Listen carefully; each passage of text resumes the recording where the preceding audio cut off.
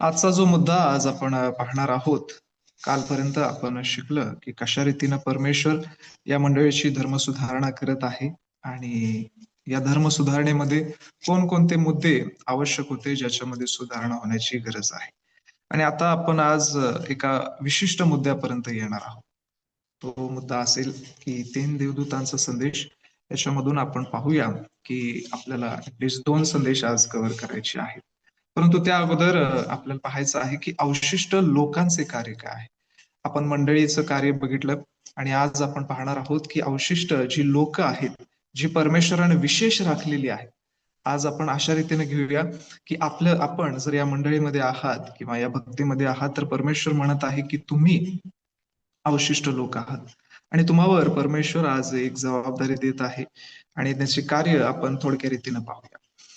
अवशिष्ट लोकांच्या कार्याच्या आराखड्याविषयी प्रगटीकरणाच्या पुस्तकात स्पष्ट भाकीत करण्यात आले आहे. सुवार्ता सांगण्याची किंवा सुवार्ता सत्याची अखेर पुनर्स्थापना करण्याचा जो संदेश अवशिष्ट लोकांना घोषित करायचा आहे, तो प्रगटीकरण याचा 14वा अध्याय 6 ते 12 यामध्ये 3 देवदूतांचा संदेश म्हणून आला आहे. अवशिष्ट लोकांचं प्रथम कार्य सांगण्यात येत आहे ते म्हणजे अशा रीतीनं, की जसा आता शेवटचा काळ जवळ आलेला आहे, येणार आहे, तर या शेवटच्या काळामध्ये अवशिष्ट लोकांनी जाऊन प्रगटीकरणामधला हा जो भाग आहे, जो 3 देवदूतांचा संदेश आहे, तो लोकांना सांगावा. का सांगावा? कारण ही शेवटची वेळ आहे, ज्या वेळेमध्ये आपल्यासाठी काहीतरी मार्गदर्शन आहे. आता हे मार्गदर्शन ज्यावेळेस अवशिष्ट मंडळीला मिळालं, हे मार्गदर्शन किंवा हे ज्ञान किंवा ही सुवार्ता आपल्याला जगापर्यंत घेऊन जायची आहे. आपण सर्व गोष्टी अगदी स्पष्टपणे पाहूया, अगदी सोप्या रीतीनं. ख्रिस्त आगमना अगोदर ज्या भयंकर नाशकारक सैतानी फसवणुकीने सगळे जग भुलवण्यात येते, त्याला देवाचे समर्पक उत्तर म्हणजे 3 देवदूतांचा संदेश आहे. देवाने जगाला दिलेल्या या अखेरच्या संदेशवजा विनंतीनंतर ताबडतोब पिकाची कापणी करण्यास ख्रिस्ताचे आगमन होईल. आपण कालपर्यंत पाहिलं, की 1260 वर्ष जोपर्यंत पूर्ण होत नाही, तोपर्यंत काही अशा भविष्यवाण्या आहेत, काही अशा प्रोफेसीज आहेत, ज्यांचं विश्लेषण झालं नाही किंवा ज्यांचं स्पष्टीकरण झालेलं नव्हतं. सोप्या भाषेमध्ये शास्त्र आपल्याला सांगत आहे, की तोपर्यंत तरी त्या गोष्टी अज्ञात अशा राहतील किंवा त्या गोष्टी बंद करण्यात आलेल्या आहेत. आणि ज्यावेळेस तो वेळ किंवा तो काळ पूर्ण होतो, त्यानंतर त्या वचनाचा उलगडा देखील होतो. शास्त्रामध्ये आपल्याला अनेक सारी वचनं सापडतील, ज्या वचनामध्ये आपल्याला पाहायला मिळतं, की परमेश्वर त्यांना अशा रीतीने म्हणतो, की त्यांना डोळे आहेत, परंतु तरी देखील ते पाहू शकत नाहीत. किंवा त्यांना ज्ञान आहे, बुद्धी आहे, परंतु तरी देखील ते समजणार नाहीत. अशा रीतीनं मी इस्रायल लोकांचं करेल. म्हणजे काही काळापर्यंत परमेश्वर काही गोष्टी सील ठेवतो, जेणेकरून आपल्याला येणाऱ्या दिवसामध्ये ज्यावेळेस देवाची वेळ येते, त्या वेळेमध्ये त्याचं स्पष्टीकरण होत जावं. आता हा 3 देवदूतांचा संदेश आपल्याला या जगामध्ये सांगायचा आहे. काय आहे 3 देवदूतांचा संदेश? आपण मगाशी पाहिलं, की प्रगटीकरण 14वा अध्याय 6 ते 12 मध्ये आपल्याला हा पाहायला मिळतो. आज आपण थोडक्या रीतीनं स्पष्ट करत जाऊ, की नेमका मला या संदेशातून जगाला काय निरोप द्यायचा आहे? काय संदेश द्यायचा आहे? पहिल्या देवदूताचा संदेश. नंतर मी दुसरा एक देवदूत अंतराळाच्या मध्यभागी उडताना पाहिला. त्याच्याजवळ पृथ्वीवर राहणारे जण म्हणजे प्रत्येक राष्ट्र, वंश, भाषा व लोक या सांगाव्यास सार्वकालिक सुवार्ता होती. तो मोठ्याने म्हणाला, देवाची भीती बाळगा व त्याचे गौरव करा, कारण त्याची न्यायनिवाडा करावयाची घटिका आली आहे. ज्याने आकाश, पृथ्वी, समुद्र, पाण्याचे झरे उत्पन्न केले, त्याला नमन करा. प्रगटीकरण याचा 14वा अध्याय 6 आणि 7 या 2 वचनांमध्ये आपल्याला पहिल्या देवदूताचा संदेश पाहायला मिळत आहे. पहिला देवदूत काय करत आहे? याला योहानानं पाहिलं, की तो अंतराळाच्या मध्यभागी उडत आहे आणि त्याच्याजवळ सर्व जगाला सांगण्यासाठी एक सुवार्ता आहे, सार्वकालिक सुवार्ता आहे. आता सार्वकालिक सुवार्ता म्हटल्यावर फ्रॉम द बिगिनिंग म्हणूया किंवा सुरुवातीपासून आतापर्यंत आणि येणाऱ्या दिवसासाठी ही सुवार्ता असेल. काय सुवार्ता आपण वाचली? ही सुवार्ता अशी आहे, की ज्याने सृष्टी आणि सृष्टीतल्या सर्व गोष्टी निर्माण केल्या, त्याची भीती बाळगा, त्याचा सन्मान करा, त्याचा आदर करा. का? कारण न्यायनिवाडा करावयाची घटिका जवळ आलेली आहे. आता या दोन गोष्टी आपल्याला समजून घ्यायची आहेत. काय सांगितलंय?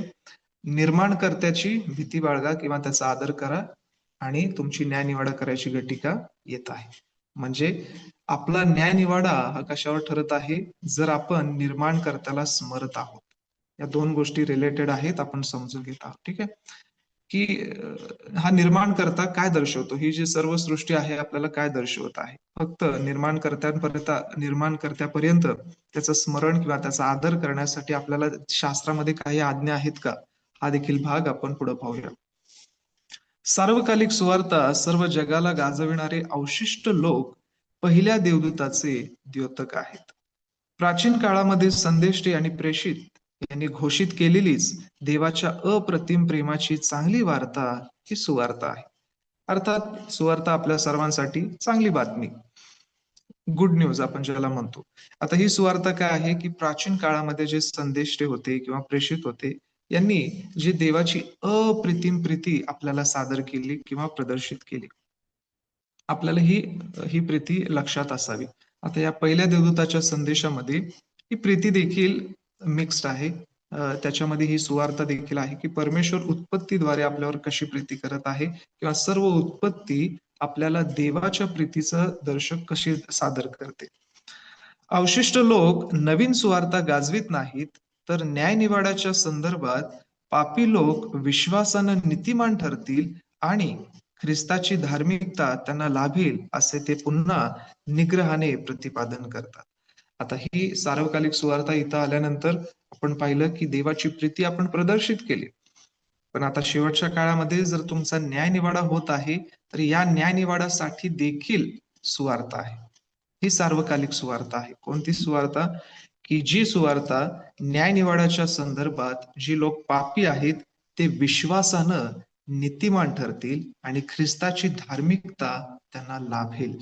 म्हणजे आपलं आपला जो न्यायनिवाडा आहे तो फक्त आपल्या कृत्यांवरून नाही किंवा आपलं जे तारण आहे ते आपल्या कृत्यांवरून होणार नाही, तर जो विश्वास आपण ख्रिस्तावर धरत आहोत आणि जी ख्रिस्ताची धार्मिकता आपल्याला लाभत आहे. याचं अगदी सोपं भाषांतर अशा रीतीने मी सांगेन. आपण विश्वास ठेवला, आपण देवामध्ये कृत्य केलं, महानातली महान कृत्य तुम्ही कराल किंवा तुमचा दशमांश तुम्ही न चुकता द्याल, न चुकता चर्च लावाल, न चुकता प्रार्थना कराल, इतरांची सेवा कराल आणि जितकं चांगलं करता येईल तेवढं सर्व गोष्टी केल्या. आता असं नाही की हे करायचं नाही, या गोष्टी करायच्या आहेत. ठीक आहे? कारण आपला विश्वास कृत्यांपर्यंत आपल्याला घेऊन गेला पाहिजे. पण जरी या सर्व गोष्टी केल्या, परंतु तरी देखील आपल्या तारणासाठी हे कुठंच मॅच होत नाही. आपलं तारण होण्यासाठी किंवा स्वर्गीय राज्य गाठण्यासाठी आपल्याला ख्रिस्ताचीच धार्मिकता मिळेल. आपण कितीही चांगलं कृत्य कराल तरी देखील आपल्याला ख्रिस्ताची धार्मिकता पांघरता आली पाहिजे, ती नीतिमत्ता पांघरता आली पाहिजे, ज्याच्याद्वारेच आपल्याला स्वर्गीय राज्यापर्यंत जाता येतं. म्हणून वचन आपल्याला सांगतं की विश्वासानं आपण नीतिमान असे गणले जात आहोत. विश्वासानं आपलं तारण होत आहे आणि ख्रिस्ताची धार्मिकता आपल्याला प्राप्त होते. आता याच्यामध्ये दोन गोष्टी आपल्याला समजून घ्यायच्या आहेत त्या अशा रीतीनं, याचा असा अर्थ आहे का की मी विश्वास ठेवला म्हणजे मी आता स्वर्गीय राज्यामध्ये जाणार, कृत्याची इतकी आवश्यकता नाही कारण ख्रिस्त माझ्यासाठी धार्मिक आहे. याचा अर्थ असा नाही. याचा अर्थ असा आहे की जेवढं अधिक आपल्याला करता येईल तेवढं अधिक आपल्याला करायचं आहे, परंतु तरी देखील हे स्वर्गीय राज्यासाठी पात्रतेचं कधीच योग्य ठरत नाही.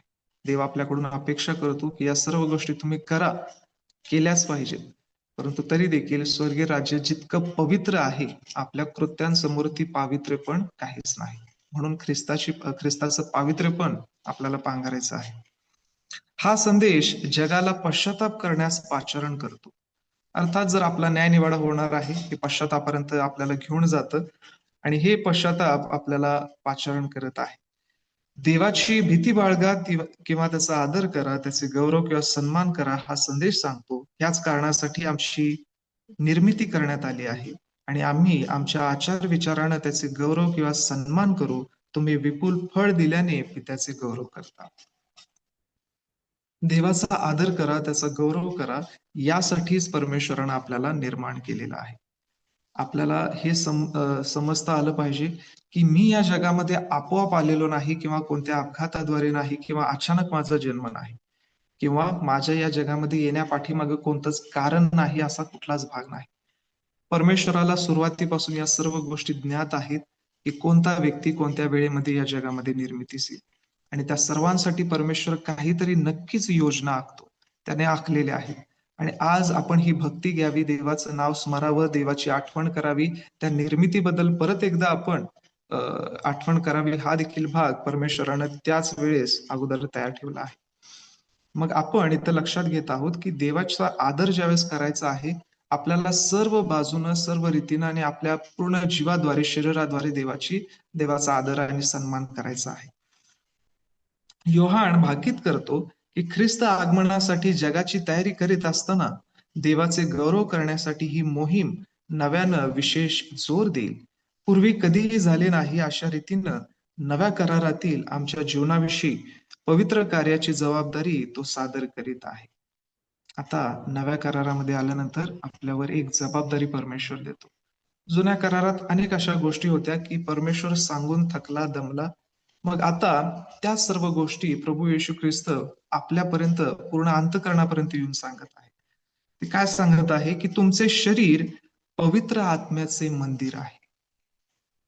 आता इथून पुढं आपल्याला हा भाग लक्षात येईल. समजून घ्या, की जुन्या काळामध्ये परमेश्वरानं त्यांना मंदिर बांधाव्यासाठी सांगितलं, की जिथं परमेश्वर त्यांच्यामध्ये वास करेल, वस्ती करेल आणि त्यांना आज्ञा दिल्या. पण आता प्रभू येशू ख्रिस्त आपल्याला म्हणत आहे, की आपलं शरीर हेच देवाचं मंदिर आहे. तुम्ही इमारतीमध्ये त्याला ठेवण्याचा प्रयत्न करत आहात. अजून देखील आपण तिथंच परमेश्वराला पाहतो. परंतु देवाची इच्छा आहे, की या मंदिरामध्ये त्यानं यावं. या मंदिरामध्ये त्यानं वास करावा, परंतु आपली अजून इच्छा नाही.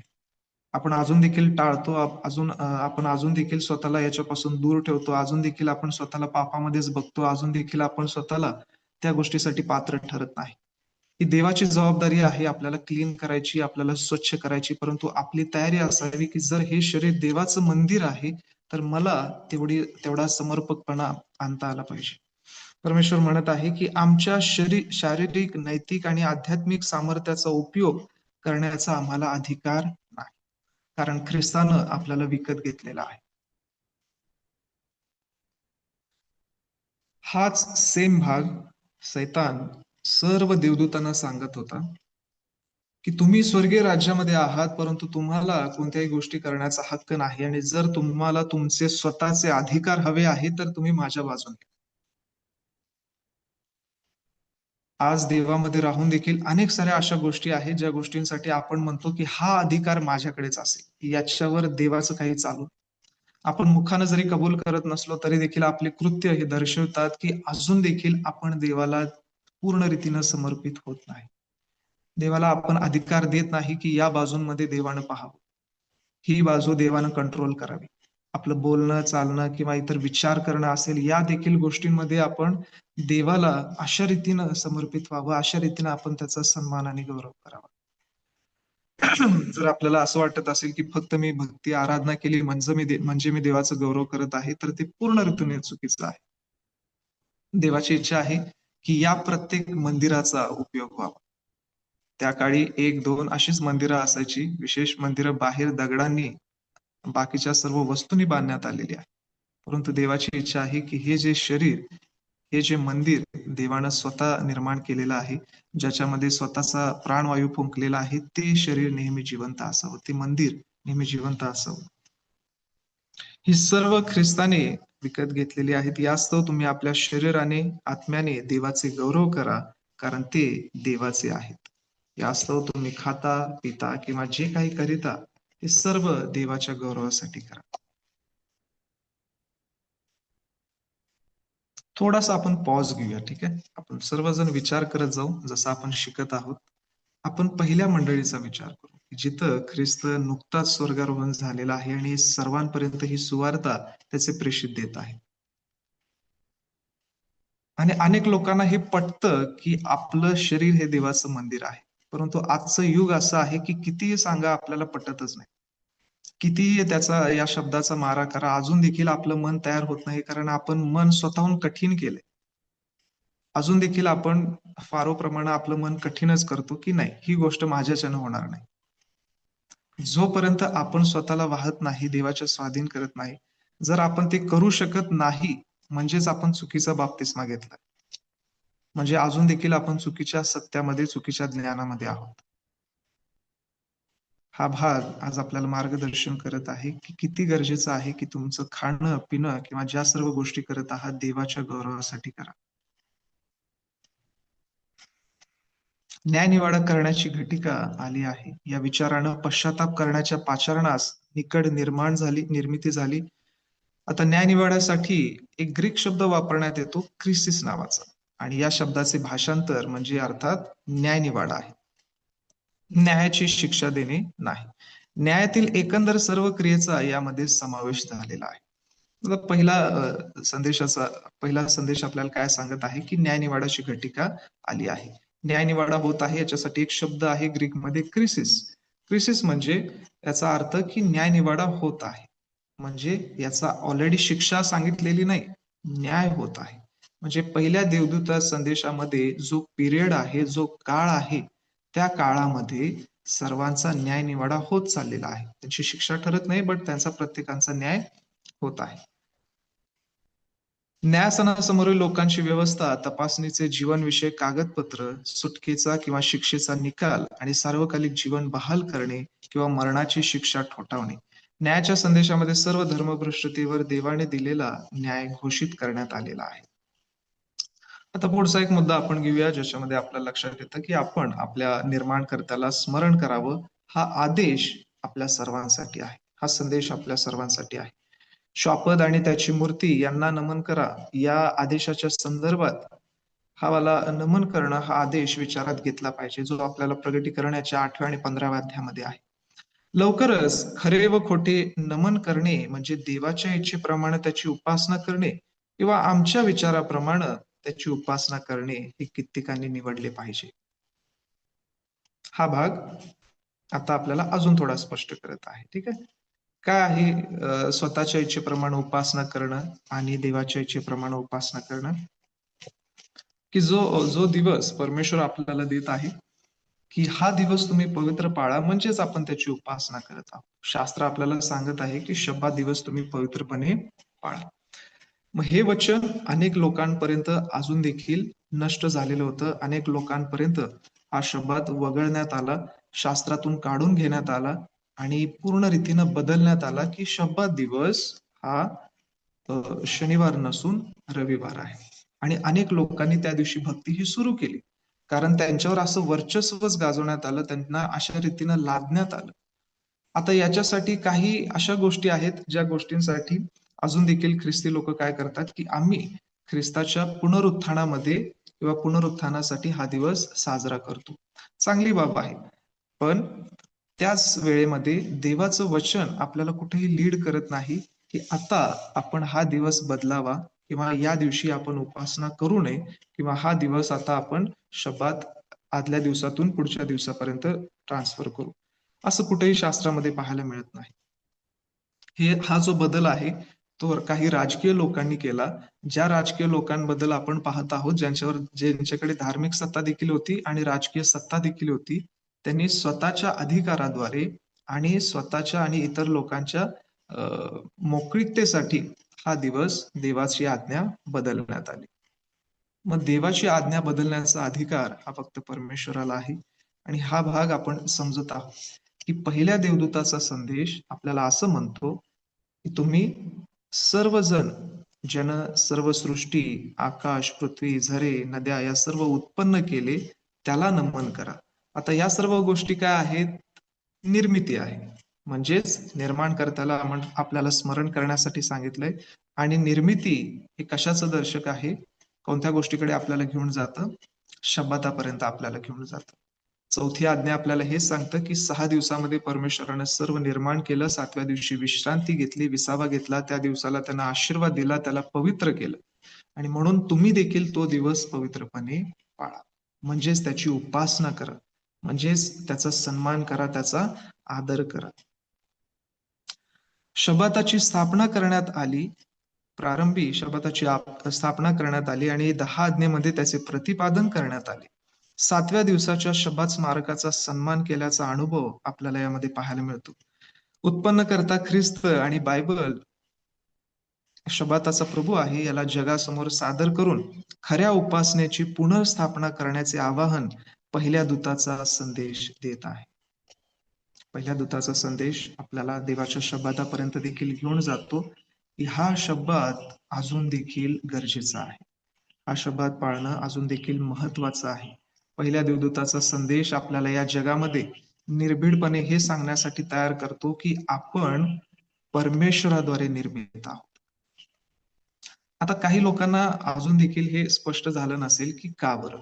ठीक आहे. आता याच्या पुढचा मुद्दा आहे, जो आपल्याला स्पष्ट करेल, की आपण शब्बातापर्यंत का गेलं पाहिजे आणि परमेश्वरानं हे 1260 वर्ष का राखून ठेवले, जिथपर्यंत शब्बात हा झाकण्यात आलेला होता किंवा उघडकीस आला नाही आणि त्या वेळेनंतर 2300 दिवसानंतर हा भाग पुढं पूर्ण झाला आणि लोकांपर्यंत लक्षात येत आहे.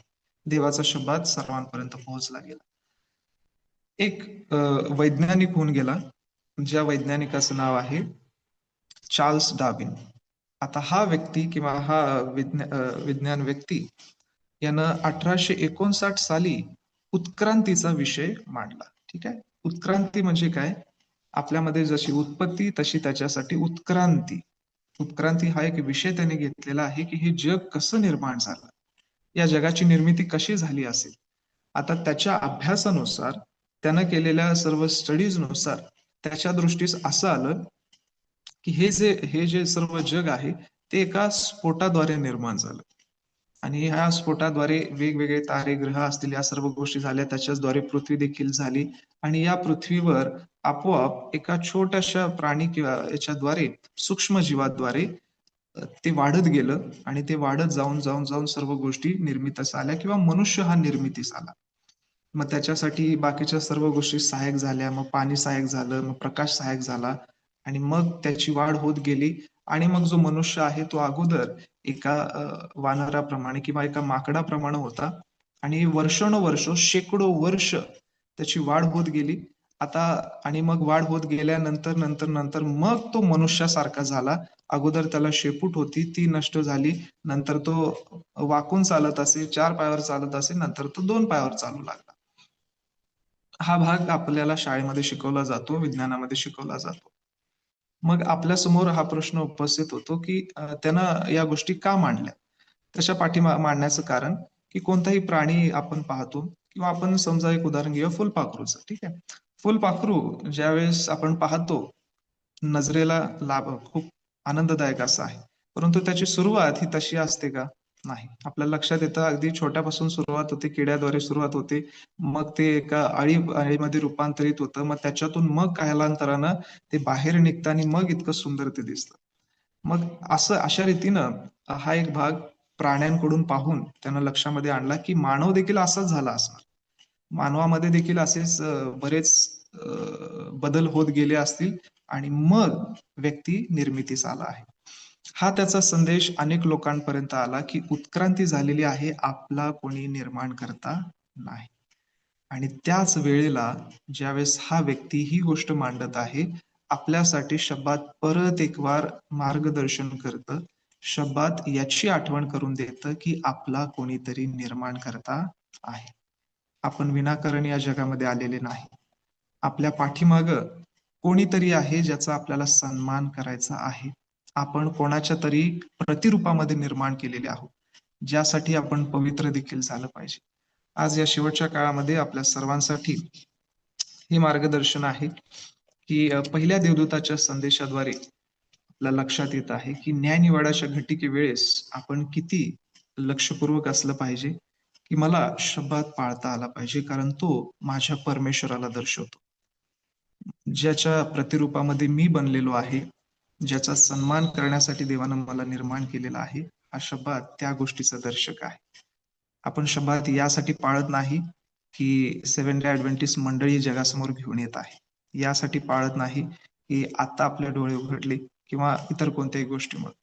आपण यासाठी शब्बात पाळत आहोत, कारण त्याचा प्रभू हा ख्रिस्त आहे. शब्बाताचा प्रभू हा ख्रिस्त आहे. ख्रिस्तानच या सर्व गोष्टी निर्माण केल्या आणि आरंभीच हा शब्बात आपल्याला दिलेला आहे. तर आपल्या या शेवटच्या काळामध्ये आपल्याला हे सांगणं गरजेचं आहे, की जिथं ज्ञान वाढत चाललेलं आहे, विज्ञान वाढत चाललेलं आहे, म्हणजेच हे विज्ञान जिथं देवाला डावलतं, देवाला कमी करतं, देवाला पूर्ण रीतीने नष्ट करू पाहत आहे. आता हा भाग करण्यापाठीमागं ज्ञान आहे, परंतु या ज्ञानाच्या पाठीमागं अजून कोणीतरी आहे, जो देवाला नष्ट करत आहे. अर्थात आपल्याला सांगण्याची गरज नाही, की सैतानाव्यतिरिक्त हा कोणी नाही. जर आज आपल्या मनामध्ये असा काही भाग असेल, जर अनेक वेळेमध्ये आपल्या मनामध्ये असे प्रश्न उपस्थित होत असतील, की देव आहे का नाही?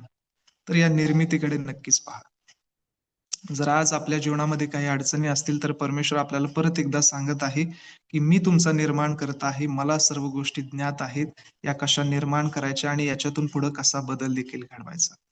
आज आपल्या जीवनामध्ये परमेश्वर आपल्याला परत एकदा आठवण करत आहे, की तुम्ही देवाचा सन्मान करा, त्याचा गौरव करा, त्याची भीती बाळगा आणि शब्बात पाळणं हे देवाची भीती बाळगणं आहे. आत्ताच्या वेळेमध्ये किंवा आजच्या दिवसासाठी आपण फक्त हा पहिला संदेशच घेऊया.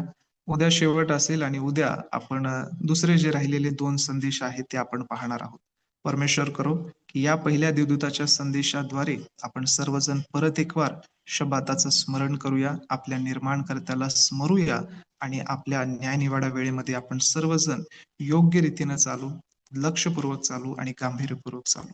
परमेश्वर आजच्या भागाद्वारे आपल्या सर्वांना आशीर्वादित करो.